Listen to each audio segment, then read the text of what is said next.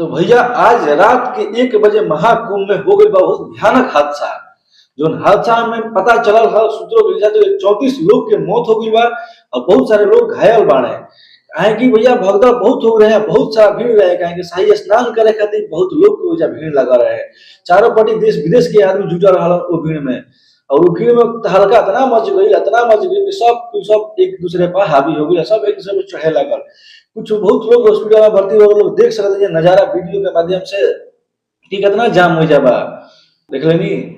और जाम इतना लागल बा कि वो जाम के कहीं मत कितना जाम बा, बहुत हादसा हो गइल बा, बहुत बड़िया हादसा हो गइल बा। लोग से पूछा तो लोग केहू के परिवार के, केहू के बाल बच्चा भुला गइल बा, केहू के मर्द भुला गइल बा, केहू के कुछ तो केहू कुछ, सब कोई के सामान इधर जिधर उधर हो गइल बा भैया। ओजा बहुत सारा हादसा हो गइल बा, इतना बढ़िया हादसा हो गइल बा कि कहीं मत कि कितना बड़ा हादसा हो गइल बा।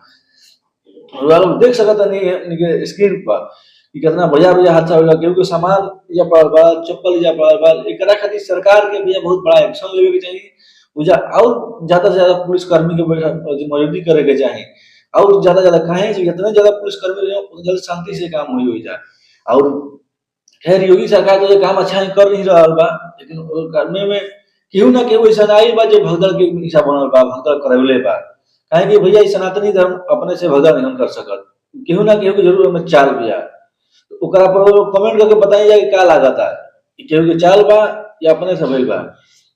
लेकिन फिर भी हम भगवान से ये कामना करम कि जेकरा जेकरा आदमी के मौत भइल बा घर के, भगवान से ये कामना करम कि आत्मा के शांति मिले और परिवार के धैर्य रखे के चाहिए।